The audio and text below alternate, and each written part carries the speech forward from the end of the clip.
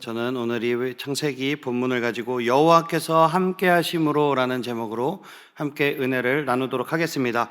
자, 오늘 영상은 우리가 너무나도 잘 알고 있는 꿈쟁이 요셉의 이야기입니다. 지금 요셉의 일대기를 전반적으로 다 보여주는 그런 영상이었지만 저는 그 관점보다, 이건 주일학교에서 많이 배웠을 것이라고 생각을 하고, 그 관점보다 우리가 이제 하나님께서 그럼 함께 하셨을 때 우리에게 어떠한 복이 있고 어떻게 우리가 하나님과 함께 하는 것이 좋은 것인가, 그거에 초점을 조금 맞춰가지고 말씀을 전하도록 하겠습니다. 자, 여러분은 기도가 뭐라고 생각하십니까? 기도. 네, 벌써부터 질문이 어렵기 시작했습니다. 그러면은 조금 바꿔서 우리의 기도를 하나님이 다 들어주셔야 한다라고 생각하십니까? 아니죠. 아니면은 내가 원하는 것들을 하나님께서 당연히 들어주셔야 하고 안 들어주시면 나는 삐질 거라고 생각을 하십니까? 아니죠. 네. 하나님은 우리가 기도한 대로, 우리가 요청하는 대로 다 들어주시는 요술램프의 지니가 아니에요.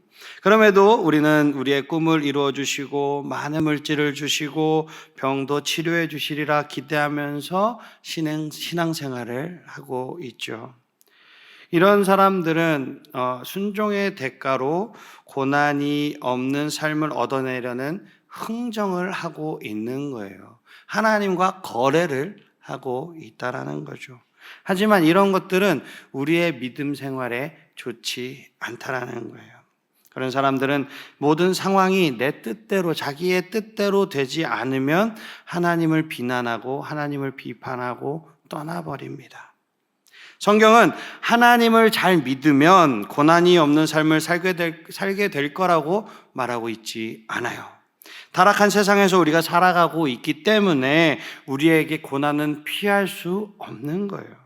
실제로 우리가 살다 보면 의인들, 되게 예수님 잘 믿고 착하게 잘 살아가는 사람들이 고난을 받고, 남들이 봤을 때 저 사람은 정말 나쁜 사람인데 라고 하는 사람들이 더 잘 먹고 잘 사는 것을 우리는 볼 수 있어요. 하지만 성경은 하나님을 신뢰하는 자는 고난 속에서도 결코 혼자가 아니라는 사실을 우리에게 일깨워 줍니다. 하나님은 여러분들의 고통조차도 하나님의 선한 목적과 계획을 이루시는데 사용하실 것입니다. 우리가 무슨 일을 겪고 있든 하나님께서 여러분들의 삶을 주관하신다라는 것을 믿으시기를 주님의 이름으로 축복합니다.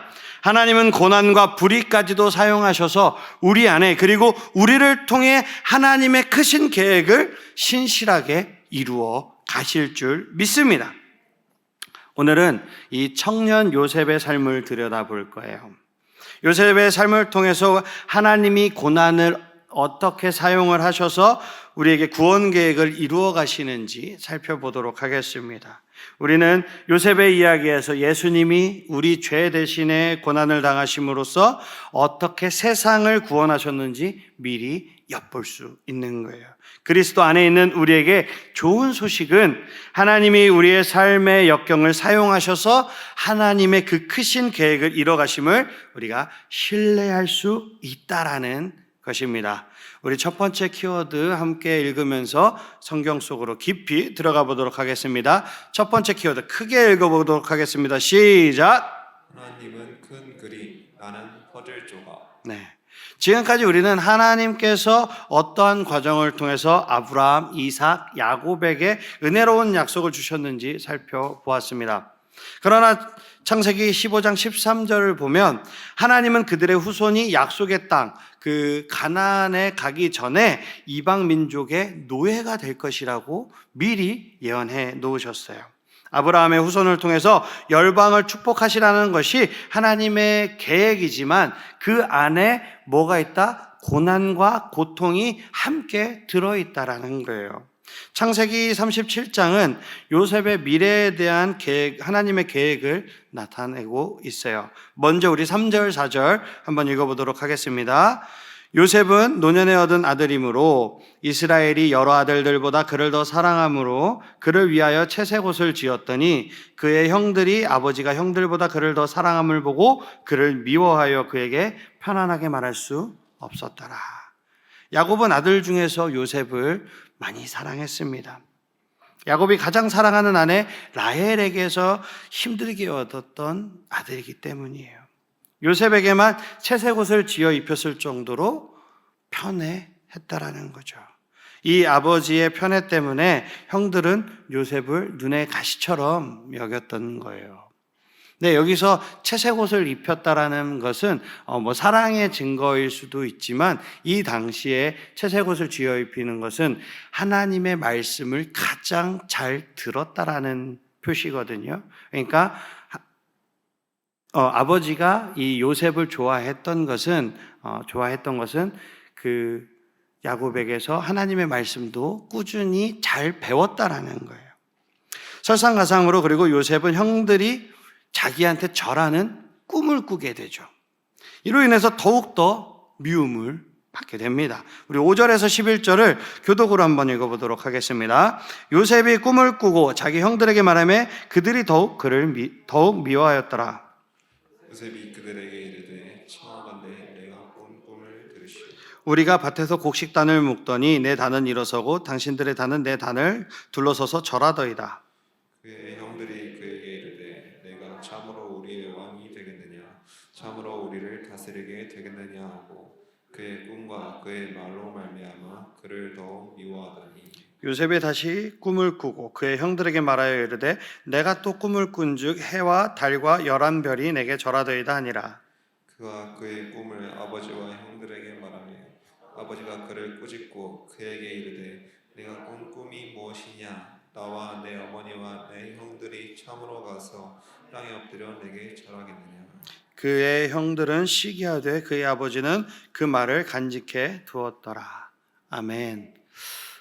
누가 이런 이야기를 형도 아니고 동생에게 듣고 좋아할 만한 형이 있을까요? 없을 것 같아요. 성경에는 요셉이 가족에게 꿈 이야기를 한 것이 잘했다, 잘못했다, 이제 이런 거에 대해서는 얘기하고 있지 않아요. 근데 요셉이 꾼 꿈이 장차 이루어질 하나님의 계획을 나타내는 큰 그림이었다라는 것은 분명합니다. 요셉이 하나님의 계획을 꿈으로 꾸었을 때부터 그 계획이 성취되기까지의 여정은 길고 험난했어요. 그러나 여기서 중요한 것은 그 꿈이 어떻게 창세기의 결론을 위한 무대가 되어가느냐예요. 우리가 보았듯이 하나님의 구원 계획은 아브라함의 후손을 통해 온 세상을 축복하는 거예요. 요셉의 꿈은 창세기 끝에서 이 계획이 열매 맺을 거라는 거죠. 요셉이 형들과 아버지보다 높아짐으로써 하나님이 이스라엘을 구원하실 뿐만 아니라 주변 민족들까지도 구원하실 것입니다. 요셉은 고난 중에 있었지만 하나님은 그 고난을 사용해서 요셉을 높이고 요셉의 가족들과 주변의 많은 사람들을 구원하셨어요. 하나님은 요셉의 꿈을 통해서 그 계획의 큰 그림을 가족들에게 지금 미리 보여주고 있는 거죠. 요셉의 형들은 못마땅해 했지만 그 꿈이 자신들을 기근과 죽음으로부터 구원하기 위한 하나님의 큰 그림이었다라는 것을 나중에 깨닫게 될 것입니다. 우리는 요셉의 형들로부터 한 가지를 배울 수 있어요. 하나님이 하시는 일이 아무리 우리 마음에 안 들어도 내 마음에 안 들어도 하나님의 계획은 내가 세운 그 어떠한 계획보다 좋다 나쁘다? 좋다라는 거예요. 하나님의 계획이 나는 너무 싫어. 나는 왜 나한테 그렇게 아니에요. 나 말고 이렇게 내가 할지라도 내가 알아서 할게요 하면서 그린 내 계획보다도 하나님의 계획은 무조건 좋다라는 거예요. 낫다라는 거예요. 우리 두 번째 키워드 한번 보도록 하겠습니다. 우리 두 번째 키워드 큰 목소리로 읽어볼까요? 시작. 한치 앞을 몰라도 괜찮아. 삶의 축복에 대한 책임감이 없는 사람이 얼마나 많은지 우리는 알 수 없습니다. 잘 나가는 유명인들, 연예인들이 순식간에 망하는 것을 우리는 많이 봤잖아요. 그죠? 그게 왜 그러냐면 우리 그 명성과 그리고 자기한테 갑자기 부어준 그 명예와 부, 돈 이런 것들이 내가 감당할 준비가 되어 있지 않은 상태에서 받았기 때문에 그런 거예요. 하나님은 미래를 위해서 우리에게 무엇이 필요한지 이미 다 알고 계십니다. 그래서 그리스도를 따라 영원한 기업을 받을 준비가 되려면 우리에게 무엇이 필요한지 아시는 거예요. 그래서 때로 우리를 고난과 역경 속에 그대로 두시는 겁니다. 위험, 곤란, 결핍 등으로 우리를 훈련시키셔서 하나님이 우리를 위해 준비하신 많은 그 축복들을 받기를 원하시는 거예요. 요셉의 삶에서 우리는 이 진리를 볼 수 있어야 합니다. 요셉은 형들에게 큰 고난을 겪었어요. 그죠? 형들도 진짜 못된 거죠. 동생을 죽이려고 했고, 그러자 그래도 큰형이 죽이는 건 좀 뭐하니까 구덩이에다가 빠뜨려 놨다가 나중에 구해가려고 큰형도 큰 그림을 그린 거예요. 큰형도 그랬는데 유다가 야 저거 구덩이에 저 해놔서 뭐하냐, 야 저 팔아가지고선 돈이라도 벌자 그래갖고서 이스마엘 상인들에게 팔아버린 거예요. 이거 형들도 미친놈 미친 건데 이거는 아니지 가족이. 그럼 돼요 안 돼요? 안 되는 거예요. 근데 그럼에도 하나님께서는 그것을 어떻게 바꾸셨어요? 애굽의 총리가 되게끔 바꾸시는 거예요. 우리 23절부터 28절까지 한번 교독으로 또 읽어보겠습니다. 요셉이 형들에게 이름해 그의 형들이 요셉의 옷 곧 그가 입은 채색 옷을 벗기고 그를 잡아 구덩이에 던지니 그 구덩이는 빈 것이라 그 속에 물이 없었더라. 그들이 앉아 음식을 먹다. 이거 봐. 구덩이에다 던져놓고 지금 옆에 앉아서 지금 음식을 먹고 있는 형이에요. 이런 형들이에요. 눈을 들어 본즉 한 무리의 이스마엘 사람들이 길르앗에서 오는데 그 낙차들의 향품과 유황과 모략을 싣고 애굽으로 내려가는지라. 유다가 자기 형제에게 이르되 우리가 우리 동생을 죽이고 그의 피를 덮어둔들 무엇이 유익할까? 자, 그를 이스마엘 사람들에게 팔고 그에게 우리 손을 대지 말자. 그는 우리의 동생이요 우리의 혈육이니라 하며 그의 형제들이 청종하였더라. 그때 미디안 사람 상인들이 지나가고 있는지라 형들이 요셉을 구덩이에서 끌어올리고 은 20에 그를 이스마엘 사람들에게 살매 그 사람인들이 요셉을 데리고 애굽으로 갔더라. 아멘. 야곱은 세겜 근처에서 이제 양을 치고 있는 형들에게 지금 요셉을 보내는 것입니다. 그런데 형들은 멀리서 요셉을 보고 요셉을 죽일 음모를 꾸미는 거예요. 그때 루벤이 좀 전에 얘기했던 것처럼 동생을 나중에 구해줄 생각으로 구덩이에 던지자고 설득을 합니다. 요셉이 도착하자마자 형들이 채색 옷을 벗겨버리고 구덩이에다 던져요. 음식을 먹다가 난 이거 보면 이거 갑자기 또 생각이 나서 이거 보면 난 도저히 이해할 수가 없어가지고 내가 요것만 따로 이거 하고 은 20 지금 은 20에 팔았거든요. 은 20하고 예수님하고 어떻게 연결되는지 나중에 한번 요것만 따로 말씀을 또 한번 전해드리도록 하겠습니다. 아무튼 그래서 음식을 먹다가 이스마엘 상인들이 애굽으로 가는 것을 보고 유다가 새로운 계획을 새로운 그림을 그립니다. 유다는 요셉을 죽여봐야 별 득이 될 게 없으니까 이스마엘 상인들에게 노예로 팔아버려요. 그래서 형들은 요셉을 은 20에 팔았고 상인들은 요셉을 애굽으로 데리고 갔습니다. 뒤늦게 돌아온 르우벤은 요셉이 없어진 것을 알고 망연자실을 해요. 성경을 보면. 그리고 형제들은 들짐승이 요셉을 죽였다라고 결국 아버지께 거짓말을 하게 됩니다. 이 형들의 극악무도한 배신과 불의는 하나님의 구원 계획이 이루어져 가는 그 과정의 하나의 일부분이었어요. 하나님의 계획은 단지 이스라엘뿐만 아니라 온 세상을 구원하는 계획이었어요. 요셉이 당한 거절, 형들에 대한 거절과 고난은 하나님께서 구원 계획을 성취하기 위해 사용하신 하나의 수단에 불과했다라는 거죠. 우리 세 번째 키워드 보면서 계속해서 말씀을 좀 더 보도록 하겠습니다. 세 번째 키워드 큰 목소리로 읽어볼게요. 시작! 네, 진흙길도 함께 또박또박 걷는 것. 요셉이 형들에게 배신을 당해서 노예로 팔려갔음에도 불구하고 하나님은 누구와 함께 하셨죠? 요셉과 함께 하셨어요. 요셉은 바로의 신하이자 친위대장인 지금으로 보면 대통령 경호실장 정도 되는 이 보디발의 종이 되었습니다. 하나님이 요셉과 함께 하셔서 요셉이 하는 모든 일에 형통하게 하시니까 보디발이 요셉에게 모든 집안의 일을 위임을 한 거죠. 그러니까 종이 어떻게 됐어요? 지금 집사가 되어버린 거예요. 총관리인이 된 거죠. 그리고 하나님이 요셉뿐만 아니라 보디발의 집에도 축복을 하십니다. 이것은 아브라함을 축복하는 모든 사람을 축복하시겠다라는 그 하나님의 약속을 하나님께서 어떻게 지키시는가 보여주는 아주 좋은 예예요. 그러나 요셉은 곧 위기에 처하고 상황은 더욱더 악화돼 갑니다. 무슨 일이 일어나나요? 요셉이 너무나도 잘생겼으니까 그 보디발의 아내가, 그러니까 그 집 안주인이 요셉을 유혹하기 시작합니다. 그리고 요셉이 그 여주인의 유혹을 거절하자 요셉에게 누명을 씌우게 되죠. 그리고 보디발에게, 남편에게 일러 바칩니다. 당신이 사온 저 종이 나를 겁탈하려고 했어요 라고 누명을 씌우고 일러 바쳐요. 그러니까 보디발이 요셉을 감옥에다가 가둬버립니다. 근데 그 감옥에서도 하나님은 요셉과 함께 하셨다라는 거예요. 그래서 그 감옥의 간수장들도 요셉에게 그 감옥에서 하는 모든 일의 전반을 다 요셉에게 맡깁니다. 요셉은 언제나 혼자가 아니었다라는 거예요.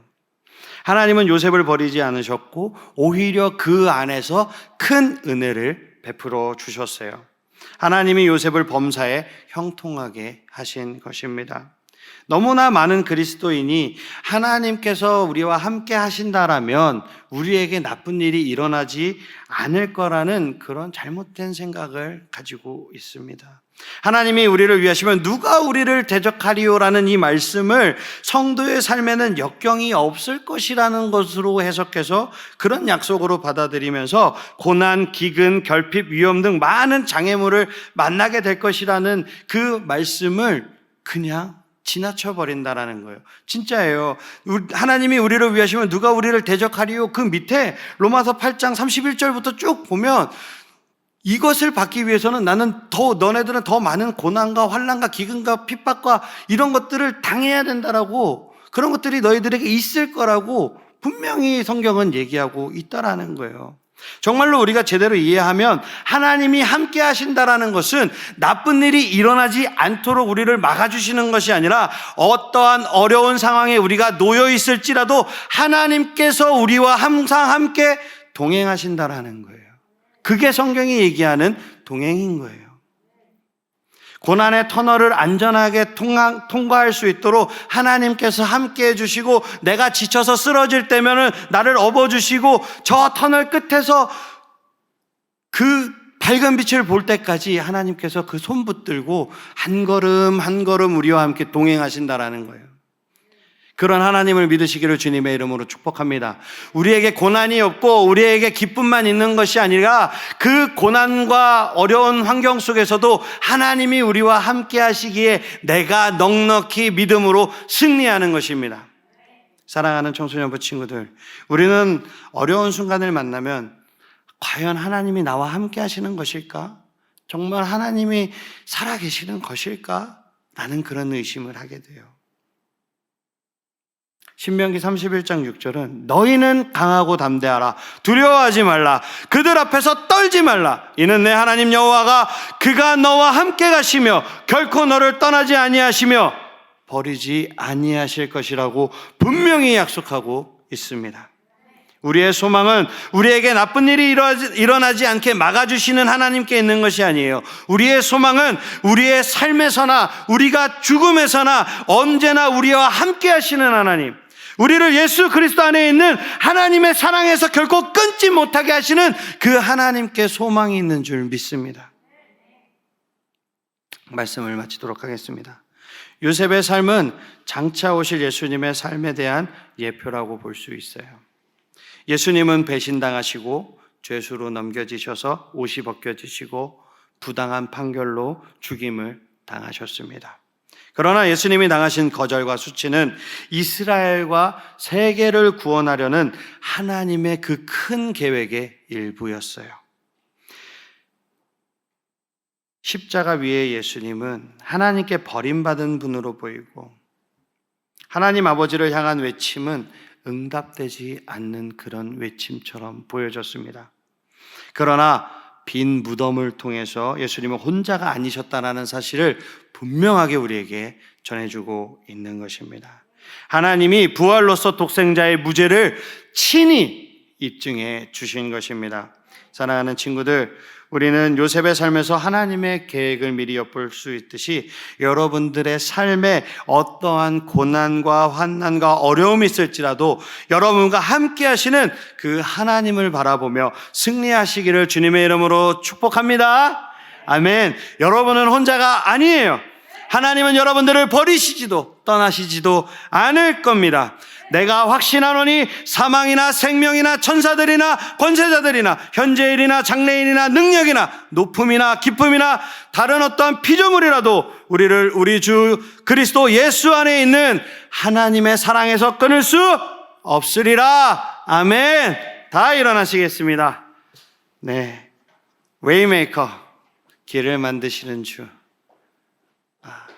너무나 좋은 찬양입니다. 우리 다시 한번 찬양하고 기도하는 시간 갖도록 하겠습니다.